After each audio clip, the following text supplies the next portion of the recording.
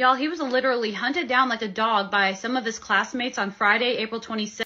So I got chased down in my car one day when I was coming back from work by a green pickup truck with a huge Confederate flag in the back and a big white guy wielding a baseball bat.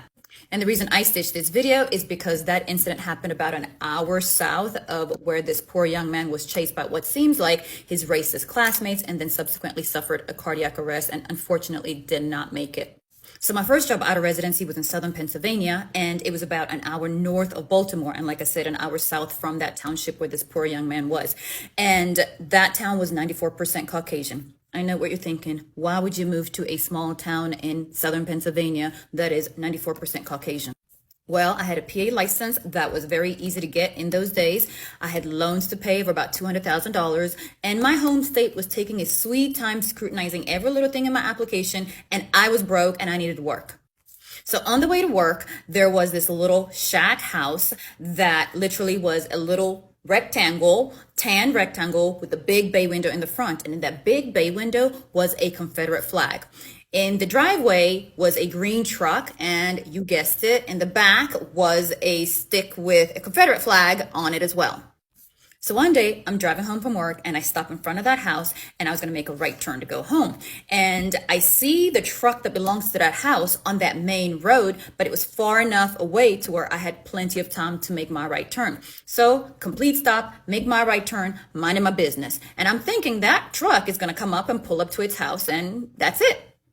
But I think they wanted to have fun that day because they passed their house and pretty soon were close to me. And I'm thinking, okay, fine, they're probably going somewhere else. Well, that's until I saw somebody in the back of the pickup get up, stand up, and had a baseball bat and was literally swinging it in my direction.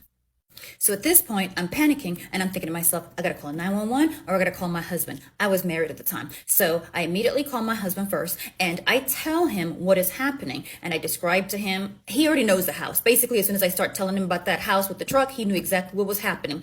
And so he's like, you need to come home. In the meantime, I had been basically going left, right, up, down, trying to avoid going to my house because I did not want them to know where I lived. But as I'm describing this to him, he's like, you need to go ahead and come home. And I'm like, but I don't want him to know where I live. He's like, don't worry about it. I'm going to call the cops. You need to go ahead and come home. Now, my ex-husband is a stocky guy. He's an angry guy. He's an aggressive guy. And he was very protective of me. So I'm like, okay. So I hang up the phone, still panicking, and then I start driving home.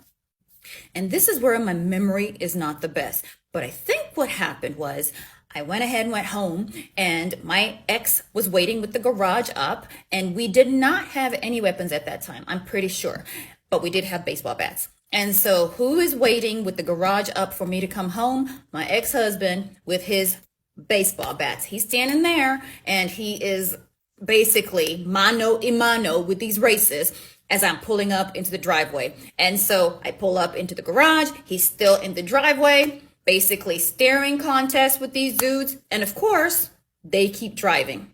And so he comes in the house, garage goes down and gives me a hug and we go upstairs and I'm like freaking in tears right now. So a short while later, the police come knock on the door. We give them a police report. Nothing really ever came of it because they didn't like touch me or didn't harm me physically in any way, just freaking mentally. I think they did ask me if I wanted to file a restraining order, but my ex is like, what's a restraining order gonna do? Let them come, Anyway, so yeah, when I told a friend of mine this story pretty recently, he basically said, Pennsylvania is Philly and Pittsburgh and everything else in between is Dixieland.